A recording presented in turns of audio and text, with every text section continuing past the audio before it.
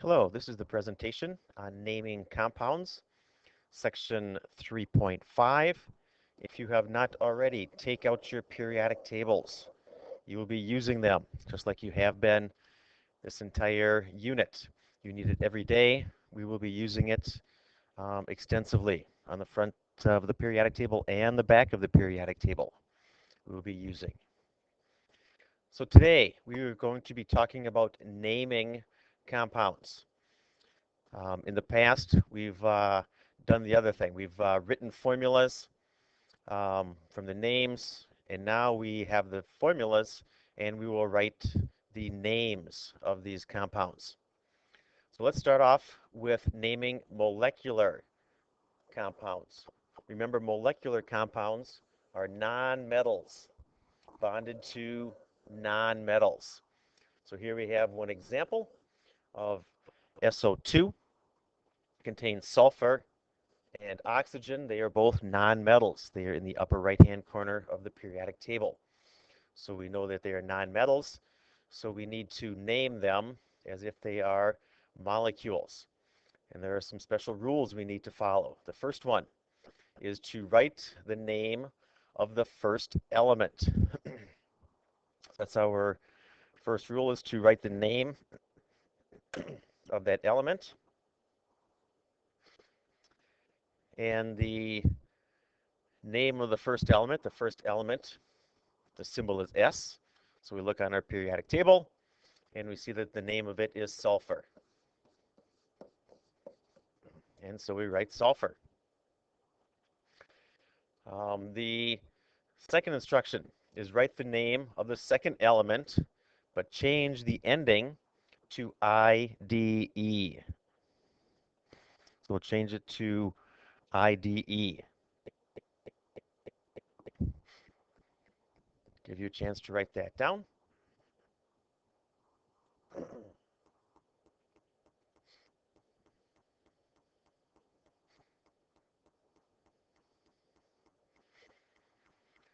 In this case, we have the oxygen. We need to change that ending to IDE. So for example, oxygen, like we have, we'll change it to oxide. IDE is the way we end it. We cross out the ending portion of it and then just add the IDE. So for example, fluorine will become fluoride. And bromine, as you can guess, will become bromide. So that's what we have to do. Change it to the IDE. So oxide would be the second part of the name.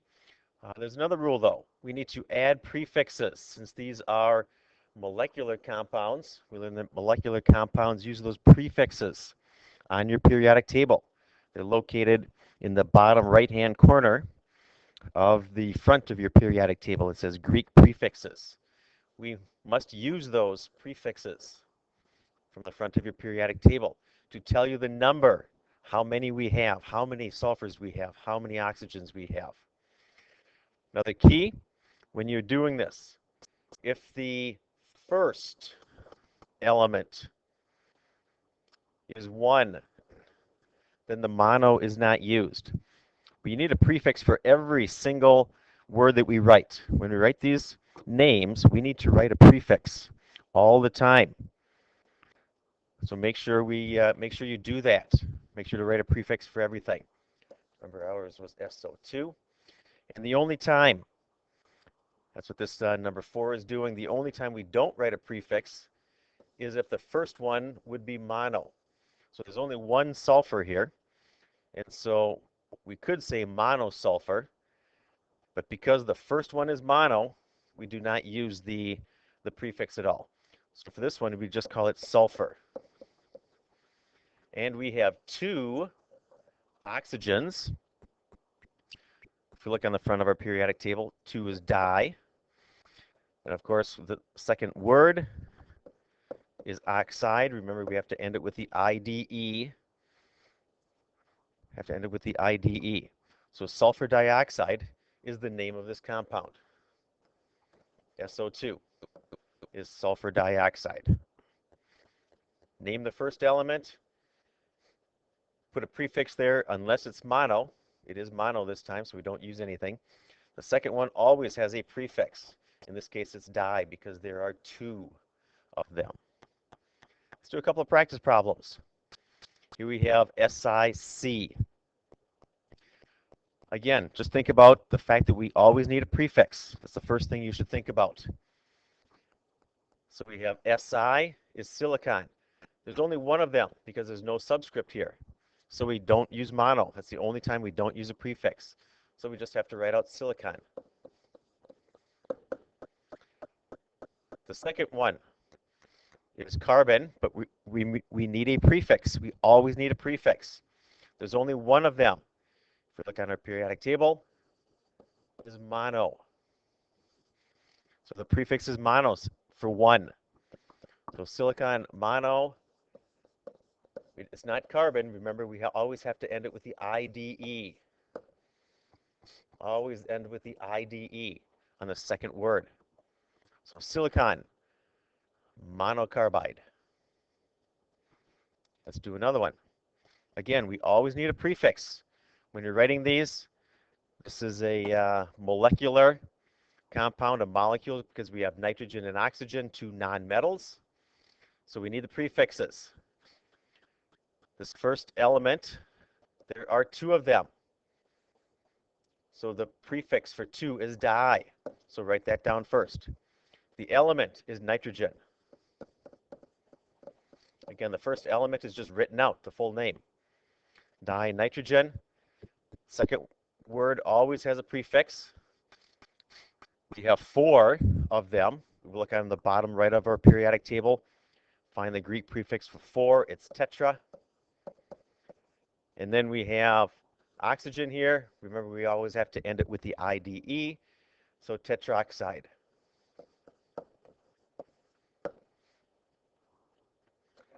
You notice that I did not put the A in here. If you put an A in there, I would not count it wrong. But when we write some of these words, if you have a prefix that ends with a vowel and the last word ends with or begins with a vowel, that's kind of hard to say. Tetraoxide doesn't flow out very well. But if you just say tetroxide, it's more of a smooth transition between the prefix and the word itself. So again, sometimes we leave it out, sometimes we put it in. I'm not going to mark you wrong either way. And another one. Again, we always look for a prefix. Always looking for a prefix for these. This first one, there's only one. So this is the one case where we don't have a prefix. So we just write out the word sulfur. The second one always has a prefix. We have 6 of them. So 6 is hexa. And then we look at the word. The element, the second element is fluorine. Got the O there. IDE, fluoride. Sulfur hexafluoride. Again, don't forget to always end the second word with the IDE. And one more. Again, always have a prefix. Everything needs a prefix. 4 is tetra. So we write down tetra. First element is phosphorus. So we write down phosphorus.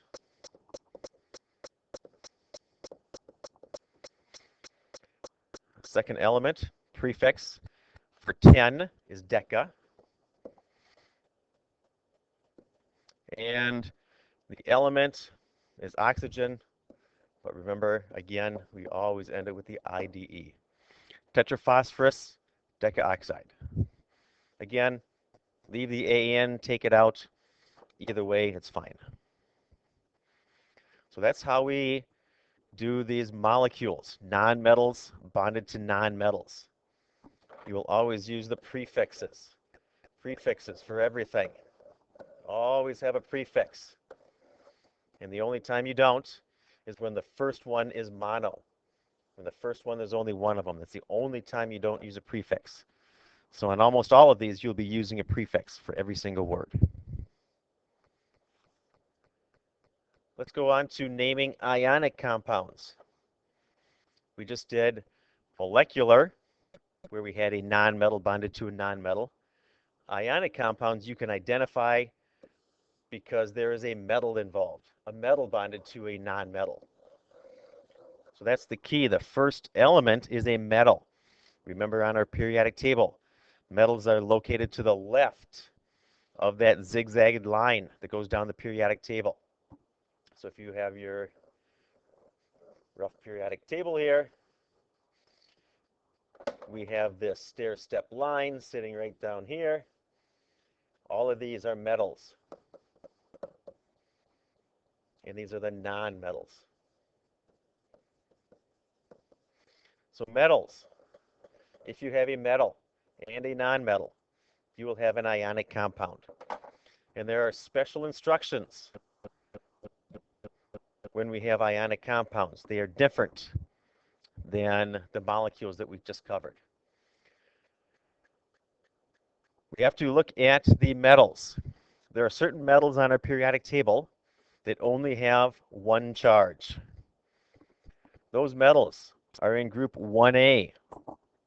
Group 1A elements always have a 1 plus charge. If you look at your periodic table, the front of it, on the very top, it says 1 plus on the very top of the column. That's the charge it takes when it's an ion. Same thing with group 2A. Always is +2 charge. If you look on the top of the column, it says 2 plus. And the other element is aluminum. Aluminum is always 3 plus.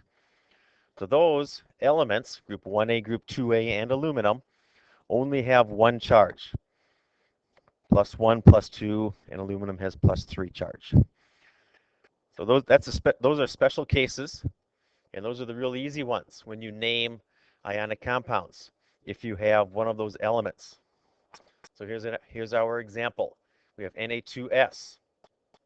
So the first thing you need to do is write the name of the cation. The cation is the first ion. So you'd write sodium.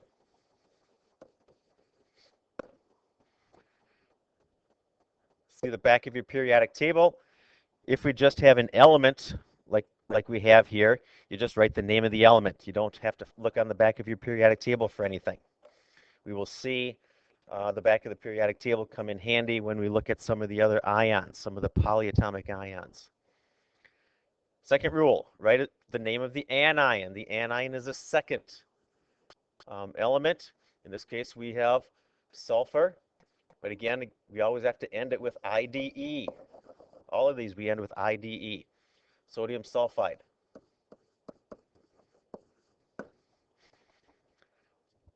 And that's it. That's our name, sodium sulfide. We do not write prefixes. We do not write prefixes for any of these because we don't have to. We don't have to write prefixes because these are ionic compounds. We will look in a minute with some other things when we look at the other metals that could have multiple charges. But for these, sodium sulfide is just Na2S, and that's it. Again, there are no prefixes to add to any of the ionic compounds. Let's do another one. This other one down here, Na2SO4. Rule number 1, write the name of the cation first. It's sodium, so we write down sodium. And then write the name of the anion. The anion is SO4. It's a polyatomic ion. These are on the back of your periodic table. So you look on the back of your periodic table. On the left side, the first group are on the left side there are the positive ions. You can see positive ions in a big bold print there. It says cations. We don't have to worry about that right now because we're looking on the right side where it says the negative polyatomic ions, the anions. So all we do is follow that middle row from the right side there where it says the symbol down until we find SO4. So be careful. You have to find SO4. You will also see an SO3 there. That's different. So be careful when you're looking at these that you pick out the right one. When you find SO4, you can go to the left and it says sulfate. So you write sulfate. And you're done. That's it. Look on your periodic table. The answers are all right there. Find the first element, sodium, write it down. Find SO4 on the back of your periodic table. It says sulfate, you write it down. You're done. It's as easy as that. Here's another one, Na2SO3. You have a subscript 3 here. Again, rule number 1, write down the cation first, sodium. And then write the anion, find SO3. It is sulfite with an I. So be careful with that. So here's 3 formulas that we covered.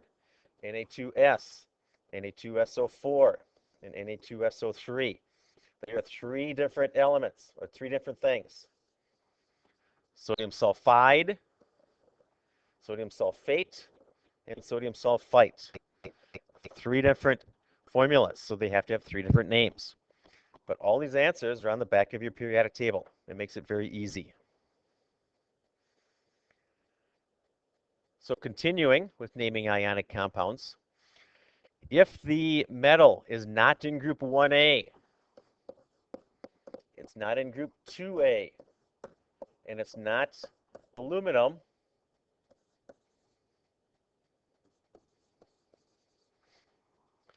then we need to have a Roman numeral.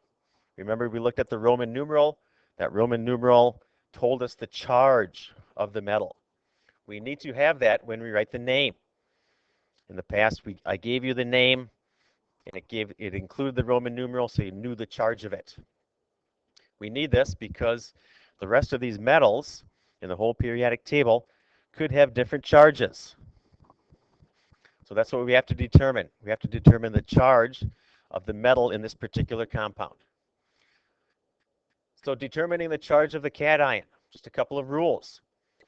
What you need to do is figure out what the charge of the anion is. The anion is the first thing. Let's do FeO. So the first thing you need to do is figure out the charge of the anion. I like to draw a line between the cation and the anion. We don't know what the charge of iron is. We don't know what that is because it could be a +2, could be a +3. We don't know. But we do know the charge of the anion, the oxygen, the oxide. We look on our periodic table. Since it's just the element O, we go to the front of our periodic table, find O, go to the top of the column, it says -2. So that is the charge of this oxygen. It's -2.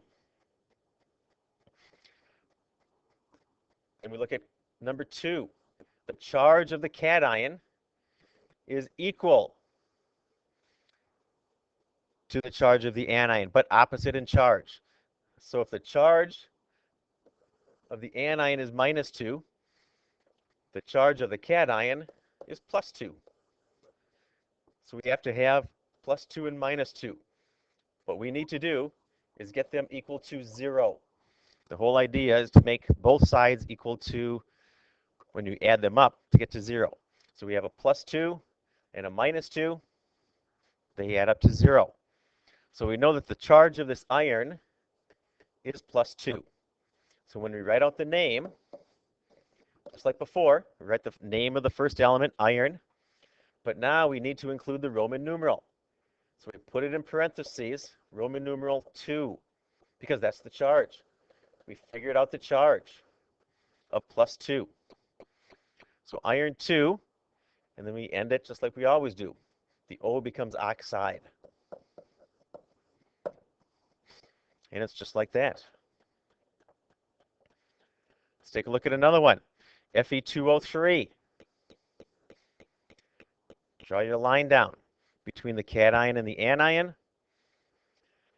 If you want, you can write the first part of the name, iron. Iron is not in group 1A or 2A. It's not aluminum. so we will need a Roman numeral. So you can just put a parentheses there if you want. The O will end oxide. So you can write the first part of this right away. And now all you need to do is figure out what the charge is. So again, draw your line down the middle between them. You don't know the charge of the iron. You do know the charge of the oxide, though. The charge of the oxide is -2. But the thing is, we have a subscript 3 here. That means we have 3 oxygens. We have O, O, and O. We know that each of them are -2. So we have -2, -2, -2. That will give us a -6 for the charge. Another way to look at that, we have -2 for the charge times 3 of them, because we have 3 of those O's. And that will give you -6. So either way you want to look at it, you can just write your 3 O's out. Each of them are -2. They will add up to -6. Or you can note that your charge is -2 and you have 3 of them. And that'll give you -6. So just to clean things up here a little bit, draw our line down. This whole side is -6. We just figured that out, -6. So this side must be +6, because they have to balance out to 0. -6 and +6 balance out to 0. Here's the tricky part. We have 2 irons on this side. So we have to figure out what the charge of each of the irons are. We have Fe. We have Fe. We know that the whole thing is +6. So we need to figure out what the charge is of each of these irons. Pretty easy to figure out. They are each +3. And this one's +3. Because we know that +3 and +3 is +6. Or if you want to do it like we did down here, we multiplied. You can also divide. You can take your +6 for that side, and there are 2 of them. So divided by 2 equals +3. So either way you want to look at it, you can separate them out to get +3, or you can just divide them out by the number you have and get +3. And so when we write the name of this, we have iron. We know that the charge now is +3, so it's Roman numeral 3, oxide. A little more complicated because of this possibility of a multiple charges with it. So let's do another one. Let's get rid of all this.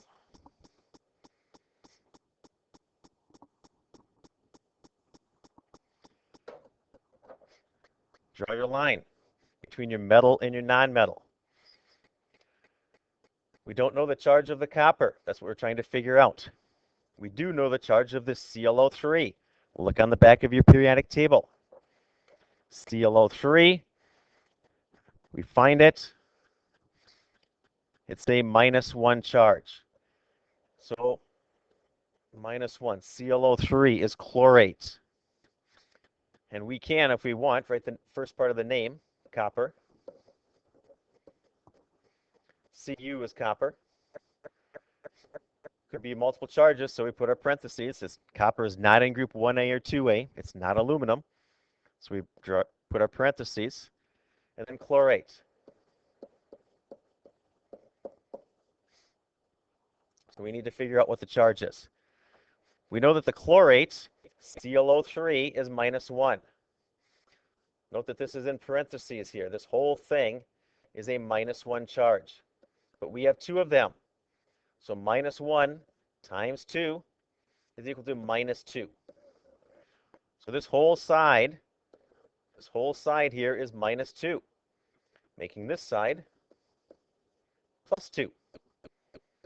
We only have 1 copper, so that's what the charge is. charge of the copper is +2.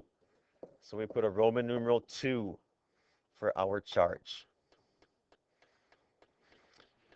You have an assignment to do on the following page.